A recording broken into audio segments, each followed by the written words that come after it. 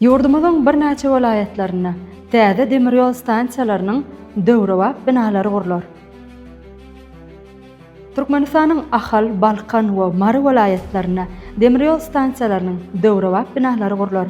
Bu arada 2026-njy ýylyň 24-nji iýulyna sanly ulgam arkaly geçirilen Hökümet Mejlisiniň dowamyna vice-premier Anna Ayfyň demiryol ulaglary puwdogyny kämilleşdirmek boýunça alyp barýan işleri barada hasabatyny bellenildi. Watan habarlary gepleşigine habar berýär ýaly Türkmenistany durmuş ykdysady taýdan ösdürmegiň çäklerini welaýatlarda demiryol stansiýalarynyň döwrewap binalaryny gurmak gözeňinde tutulup, häzirki wagtda bu babatda degişli işler amala aşyrylýar. Muň özi demiryol ulaglary puwdogynyň işiniň netijeligini hassa artdyrmana, bu puwdogyň işgärler üçin döwrewap we oňoýly iş şertlerini döretmäne ýardam berýär. Şoň bilen baglykda vice-premier döwlet başçysynyň garamagyna degişli teklipler hödürledi. Türkmenistanyň prezidenti hasabaty diňläp, ýurtda demiryol ulaglary puwdogyny döwrewaplaşdyrmak boýunça netijeli işler alınıp barylýanyny belledi.